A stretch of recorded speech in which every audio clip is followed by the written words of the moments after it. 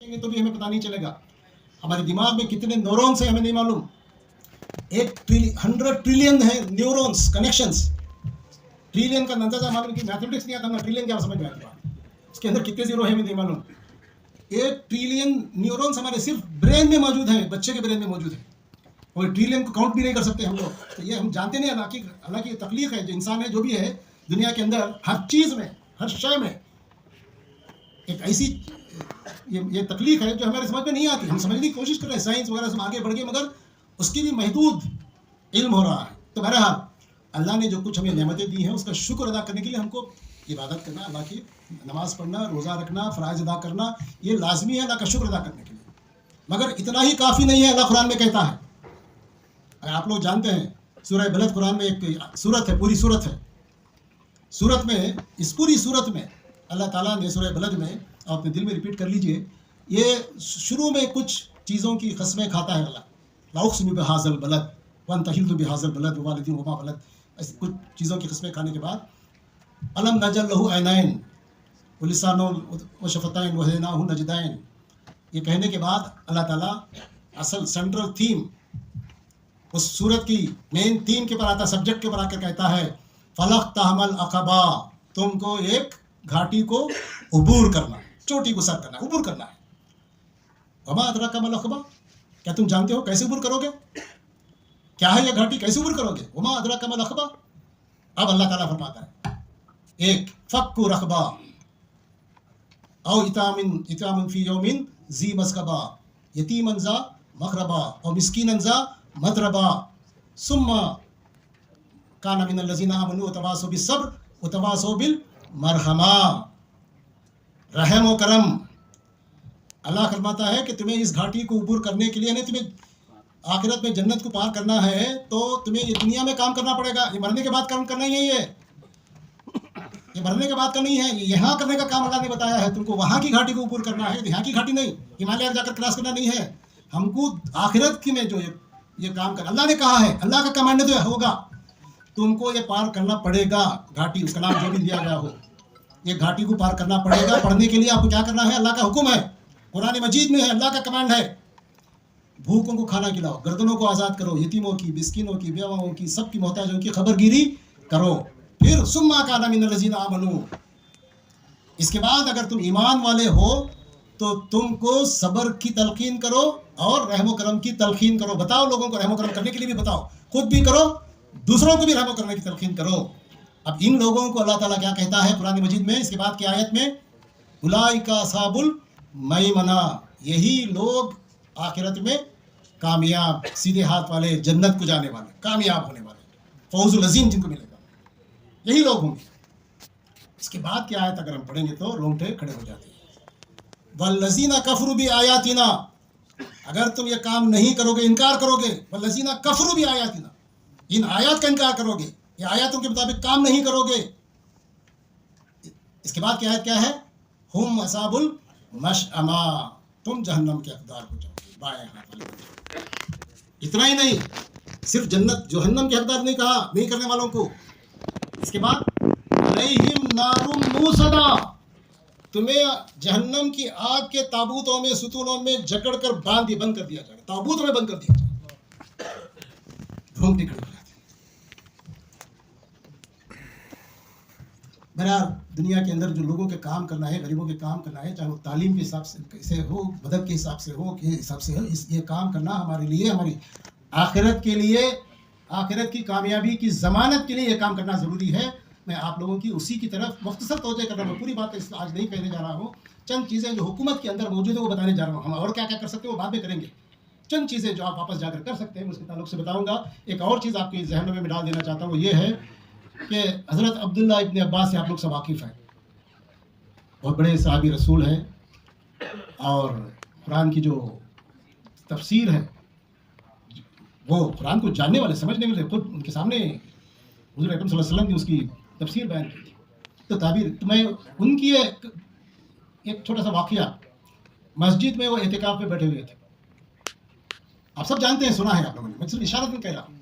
मस्जिद में एतिकाफ़ में बैठे हुए थे, एक शख्स आया। अब मस्जिद में एतिकाफ़ में बैठने के बाद क्या कोई मस्जिद के अहाते के बाहर जा सकता है? किसी भी सूरत में जा नहीं सकता। अब आप बैठे हुए हैं, एक शख्स बाहर से आया, बाजू में बैठा, परेशान था, बहरहाल उसका कुछ काम था किसी के पास, शहर के अंदर साहब उसमें पास उसका एक काम अटका हुआ है, आप जरा रिकमेंड कर देंगे तो मेरा काम बन जाएगा। हम होते तो क्या जवाब देते? इतिकाफ में बैठा हूँ मैं, ये हो जाने, इतिकाफ खत्म हो जाती, ईद आ जाती, उसके बाद हमें तेरा काम करेंगे। नहीं, फ़ोन भी नहीं करते, इतिकाफ में बैठे आमतौर पर फ़ोन भी बंद करके रख देते हैं। आपने क्या किया आप लोग जानते हैं? उसके पीछे चले गए उठकर, मस्जिद के बाहर जाकर, चलो तुम कौन किससे बात करना है, चलो बात करेंगे। अब बाहर निकले, दूसरे जो साहबी वगैरह थे उन्होंने देखकर पूछा कि हज़रत आप तो इतिकाफ में बैठे हुए थे, आप कहाँ बाहर निकल गए हैं, बाहर चले जा रहे हैं? तो उन्होंने कहा कि किसी ज़रूरतमंद के लिए रेकमेंड करना, काम करना, बात करना, मदद करना, ये तहज्जुद, ये इतिकाफ से बढ़कर अजर का काम है। तो ये काम, लोगों की मदद करना, दीन के अंदर अल्लाह के नज़दीक बहुत बड़ी, मैं भी कितने भी कुरान के अंदर आपको कोट करो बोले तब मैं आप दोपहर शाम तक वही कोट करते बैठ जाऊँगा। 15 साल के बाद मुझे बार बार याद आता है, मैं नहीं बोलना चाहता मगर मुझे मजबूर हो जाता हूँ मैं। नबी अकरम सल्लल्लाहु अलैहि वसल्लम के बासत के 15 साल के बाद मदीने में 114 सूरतें हैं कुरान की, उसमें से 80 पर 6 सूरतें मक्के में नाजिल हुई, 114 में। मदीने में कितने नाजिल हुई? 14 और 27-28 सूरतें नाजिल हुई। एक सूरत है सूरह बकरा जो कुरान में दूसरे नंबर पर है, ये सूरत नाजिल हुई 14-15 साल में मदीने में, हिजरत के बाद। जब उस वक्त शरीयत दीन कंप्लीट हो रहा था, कानून बन रहा था, इस्लामी कानून शरीयत फॉर्म हो रही थी, उस वक्त अल्लाह ताला उस सूरत में एक आयत नाजिल करता है, औज़ुबिल्लाहि मिनश्शैतानिर्रजीम, बिस्मिल्लाहिर्रहमानिर्रहीम, लैसल बिर्रा अन तुवल्लू वुजूहकुम क़िबलल मशरिक़ि वल मग़रिबि वलाकिन्नल बिर्रा मन आमना बिल्लाहि वल यौमिल आखिर वल मलाइकति किताबि नबिय्यीन व आतल माला अला हुब्बिही ज़विल क़ुर्बा वल यतामा वल मसाकीन वब्न सबील वसाइलीन फिर रिक़ाब व क़ामस सलाता व आतुज़ ज़काता वल मौफ़ूना बिअहदिहिम इज़ा आहद अस्साबिरीन फी बासि दर्राइहिन अलबास उलाइका लज़ीना सदक़ू उलाइका हुमुल मुत्तक़ून। ये मुत्तक़ी का डेफिनेशन अल्लाह ने कुरान में बताया है। अब इसमें अल्लाह ताला यही कहता है कि तुम अगर, नेकी ये नहीं है कि तुम अपना रुख मशरिक़ या मग़रिब की तरफ कर लो, नेकी ये है कि तुम अपने माल को, बाकी मैं तफसील नहीं जा रहा हूँ, अपने माल को दो, बहुत मोहब्बत है तुम्हारी माल के अपने दिलों में, मगर इसको दो, कहाँ दो? ज़विल क़ुर्बा, अपने गरीब रिश्तेदारों को, यतीमों को, बेवाओं को, मिस्किनों को, आज़ाद कर, गुलामों को आज़ाद कराने वालों को। तो ये अल्लाह का कलाम है। पहले तुम ये काम करो, उसके बाद अल्लाह ताला फरमाता है क़ामस सलाता व आतुज़ ज़काता, इसके बाद तुम नमाज कायम करो और ज़कात दो। ये काम करे बगैर हम लोग सजदे करते रहेंगे तो वो सजदे हमारे मुंह के ऊपर फेंक दिए जाएंगे अल्लाह के पास। ये पहले काम करो, तुम्हारे गरीब रिश्तेदारों को, यतीमों को, मिस्किनों को, सब पहले मदद करो, फिर उसके बाद तुम नमाज के लिए खड़े हो जाओ। जब तुम सजदे में जाओगे तो तुम्हारी इबादतें, तुम्हारी नमाजें, तुम्हारे सजदे सब कबूल हो जाएंगे, इसका अजर यकीनन तुम्हें मिलेगा। अगर ये काम करे बगैर कुछ भी कर ले, दिन भर रोज़ा रखे, रात को तहज्जुद पढ़े, इबादतें करते रहे, कुछ भी कर ले, उसका अजर हमें कुछ नहीं मिलने वाला। उसकी शर्त यह है, आइसिंग ऑफ द केक कहते हैं इसको, पहले तुम ये काम करो, उसकी मखलूक की परवाह करो, तभी तुम करोगे। मैं जल्दी से इसको ख़त्म कर देता हूँ। अभी हमारे पास बच्चों की तालीम के सिलसिले में, मैं असल मकसद जो आज आपने बुलाया है ये इजाफी था, मैं ये बताना नहीं चाहता था, मगर मैंने सोचा कि ऐसी मजलिस में मुझे बार बार नहीं मैसर आएगी, थोड़ा सा तारुफ करा दें कि दीन के अंदर इस काम की क्या अहमियत है। हमारे पास कर्नाटका में 60 पर 7,570 आंगनवाड़ीज़ हैं और एक 2,329 मिनी आंगनवाड़ीज़ भी है। का मतलब ये है कि ऑलमोस्ट 10,000 आंगनवाड़ीज़ गवर्नमेंट चलाती है बच्चों की तालीम के लिए, शुरू से छोटे 3 साल के बच्चों से। आप भी जानते होंगे, आप जब मोहल्लों में, घरों के आसपास, खुसूसन गरीबों के मोहल्लों में रहते हैं आंगनवाड़ी से, आप लोग जानते हैं। मैं जस्ट मालूमात के लिए, कितने लोग आंगनवाड़ी को देख चुके हैं जाकर, माशाल्लाह बहुत बड़ी तादाद है अल्हम्दुलिल्लाह।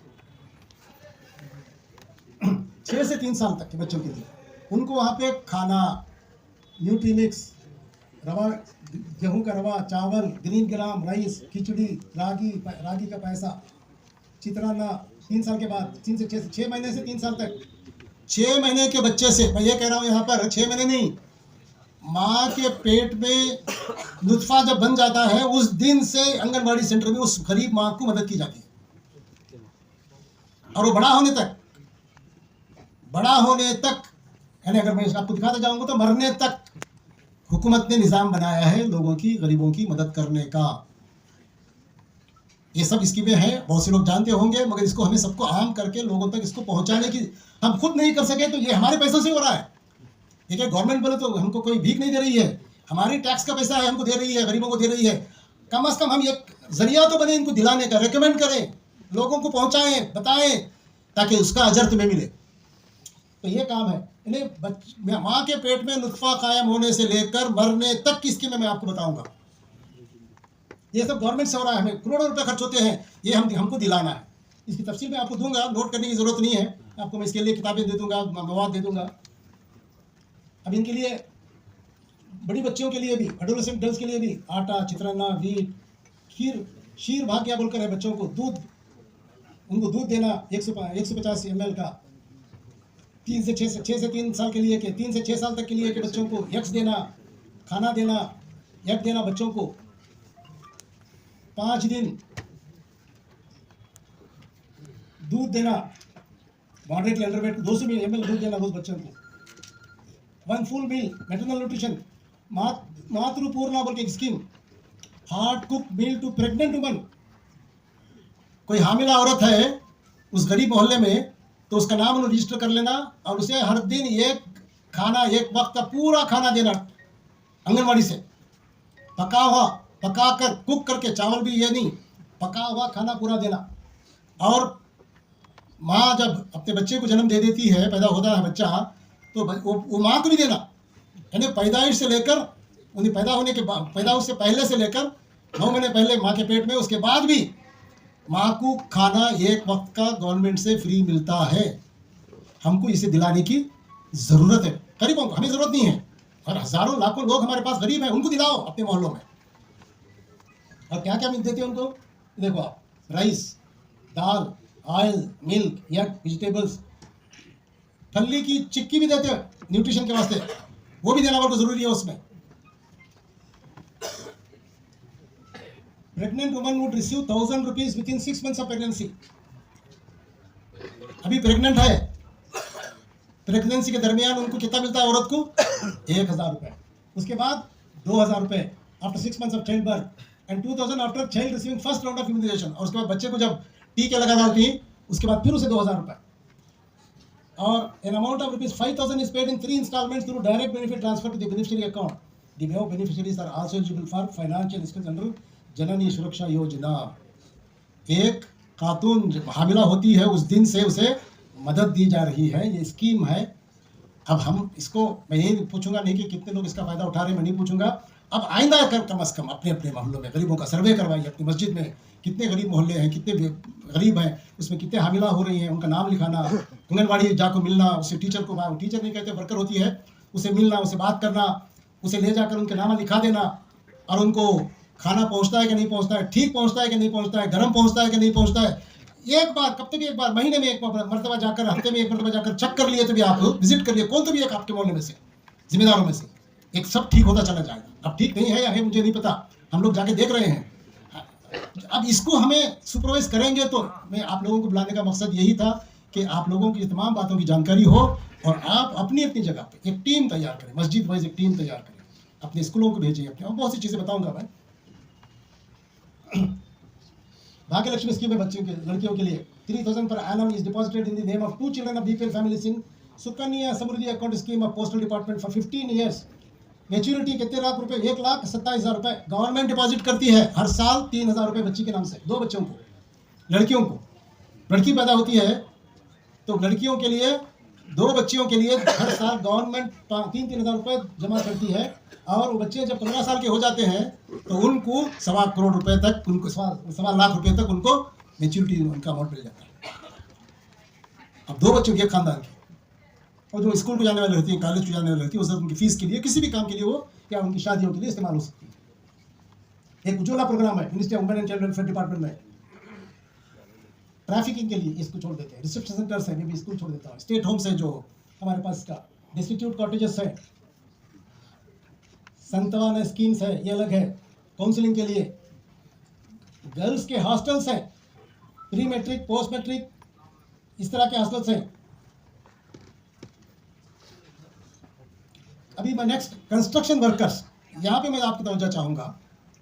हमारे पास ज़्यादातर गरीब तबका कंस्ट्रक्शन वर्क में, नॉर्थ कर्नाटका में या शहरों में भी, कंस्ट्रक्शन का मतलब ये है कि वो फाउंडेशन से लेकर बिल्डिंग के कंप्लीट होने तक जो भी काम है, चाहे वो खोदने का हो, मिट्टी ढोने का हो, मिस्त्री का हो, सीमेंट का काम करने वाला हो, प्लास्टर का काम करने वाला हो, टाइल डालने वाला हो, इलेक्ट्रीशियन हो, कारपेंटर हो, पेंटर हो, कोई भी काम पूरी बिल्डिंग मुकम्मल होने तक जो काम में लगे रहते हैं, हमारे लोग वही काम कर रहे हैं।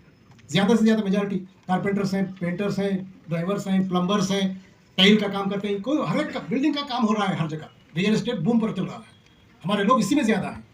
ये गरीब आवाम को गवर्नमेंट से एक स्कीम मौजूद है। इसमें क्या है, इन लोगों को ये एक हॉस्टल है, वो मैं शायद गलत बताने आ गया हूँ। ये काम करने वाली जो औरतें हैं उनके लिए बच्चों के लिए हॉस्टल भी है और उनके लिए फाइनेंशियल असिस्टेंस भी है, जो लेबर का काम करती है औरतों के लिए। ये है, मैं बता रहा था, वो अलग बात है।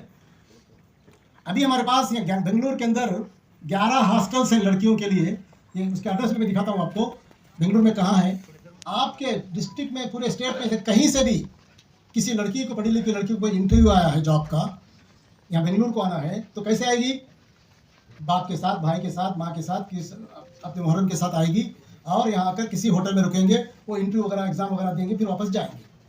ऐसी बच्चियों के लिए गवर्नमेंट ने बेंगलुरु के अंदर 11 हॉस्टल बनाए हैं, फ्री उनके लिए। 3 दिन रह सकते हैं, उसके इंटरव्यू के एग्ज़ाम जो भी आते हैं, 3 दिन उन्हें वहाँ पे फ्री अकोमोडेशन उनको मिलता है। अब ये कहाँ पर है? लॉकर फैसिलिटी भी है वहाँ पे, ब्रेकफास्ट भी मिलता है, मील भी मिलता है, हॉट वाटर बाथ भी है, लॉकर भी है, उनके पेपर्स वगैरह क्या भी जाना रहा तो। अब देखो, ये 11 हॉस्टल बेंगलुरु के अंदर है, उनका फ़ोन नंबर भी दिया हुआ है। मिशन रोड पर है, जय महल एक्सटेंशन में है, शंकरापुरा में है, कुमार स्वामी लेआउट में है, जयनगर में है, मैसूर रोड में है। बहरहाल ये तमाम लिस्ट इसमें मौजूद है। इनका टेलीफोन नंबर भी, आप वहाँ से बेंगलुरु, वहाँ से आप इधर से, बीजापुर से, कहीं से भी निकलना चाहते हैं तो इनको फ़ोन करके रिजर्व करके आप आकर यहाँ पे 2-3 दिन क़याम करके बच्चियाँ अपना खुद से आ सकती हैं या किसी के साथ भी आ सकती हैं। जी बिल्कुल है सर, हमको देखना है जाके। लेडीज़, गर्ल्स के लिए, ओनली गर्ल्स, क्योंकि लड़के तो आ सकते हैं मगर लड़कियों के लिए प्रॉब्लम होती है अकेले आना, या अकेले भी आ जाए तो उनको कोई यहाँ पे प्रॉब्लम नहीं होगी, आकर वो अटेंड करके जा सकती है। हाँ, protection of women from domestic violence, ये आजकल इसको छोड़ देंगे कि बहुत सी चीज़ें हैं, मैं अब इसमें डिस्कस नहीं करूँगा, वक्त ज़्यादा हो रहा है।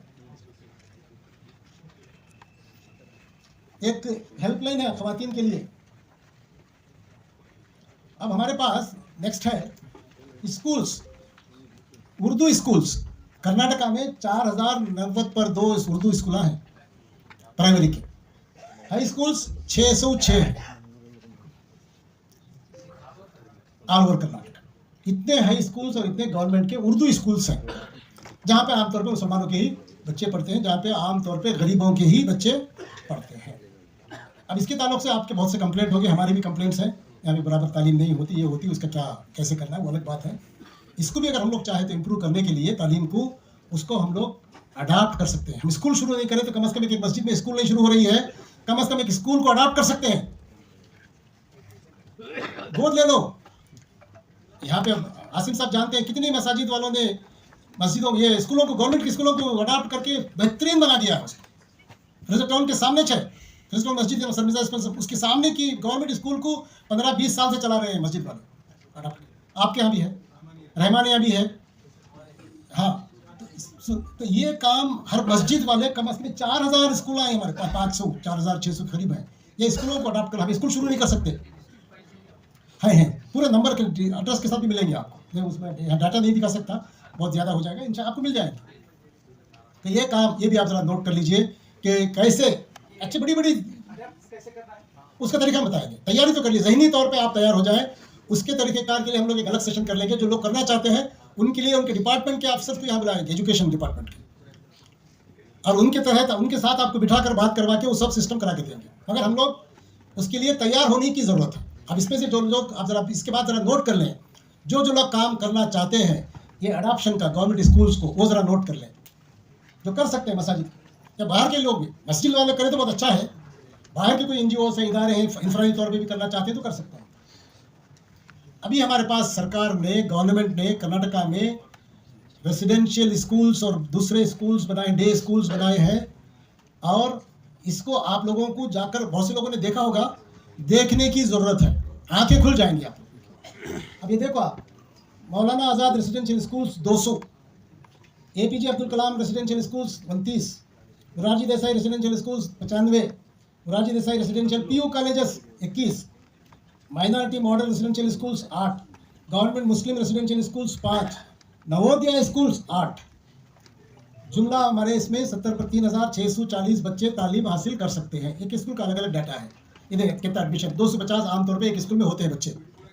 ये कर्नाटक का ही है सिर्फ, और ये सिर्फ हमारे बच्चों को 75% हमारे बच्चे होने चाहिए गरीब, फीस नहीं। स्कूल है, चालू है, पूरे चल रहे हैं, चालू है। एजुकेशन में क्या भी नहीं है वहाँ पे, जाके देखिए, टीचर नहीं है वहाँ पे, जाके देखिए। आप ले जाके दिखाएंगे, आप बैठ जाएंगे, आप बैठ जाए, आप ले जाकर दिखाएंगे। बात करेंगे। हाँ हाँ, नहीं, ये आपको अडॉप्ट करने की ज़रूरत नहीं है। ये आपको इसलिए, आप जहाँ से भी ताल्लुक़ रखते हैं, मैं अभी ये काम कर रहा हूँ। अभी मैं 3 या 4 डिस्ट्रिक्ट का वायदा, डिस्ट्रिक्ट रिव्यू कहते हैं हम लोग, मैनेजमेंट कमीशन की तरफ से हम लोग जाकर वहाँ पे DC ऑफिस में DC SP और दूसरे ज़िला के ऑफिसर्स के साथ हम लोग DC ऑफिस में मीटिंग करते हैं, और वो माइनॉरिटीज़ के ताल्लुक से क्या क्या काम कर रहे हैं उसके ताल्लुक से हम रिव्यू करते हैं वहाँ पर। तो उस सिलसिले में मैं 2 दिन का प्रोग्राम बना के जाता हूँ।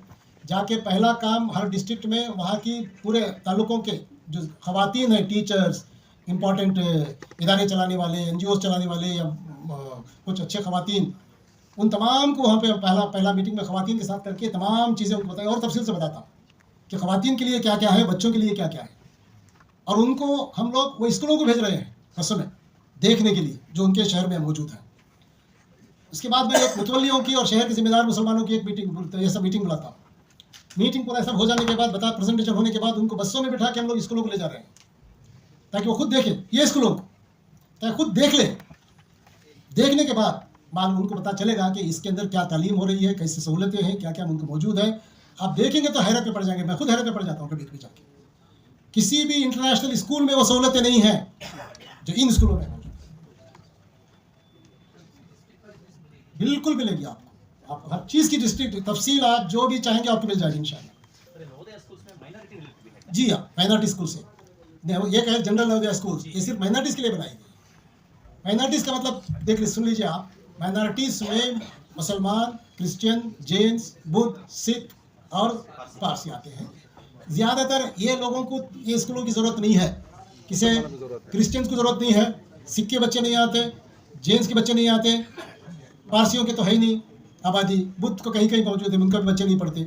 इसमें पढ़ते हैं, इसलिए इसमें क्या किया गया है, 25% अदर्स, गैर मुस्लिम कोई भी, 75% माइनॉरिटीज़ में 75% सिर्फ मुसलमानी 600, तो 75%। अब हमारे पास टोटल कितने, 70 पर 3, 5,000 है, 70,000 एडमिशन बच्चे हैं, तो मुसलमानों के बच्चे कितने होने चाहिए इसमें से? 70% का मतलब, 75 का मतलब जी 75 जी, more than 50,000, 45-50,000 होना चाहिए।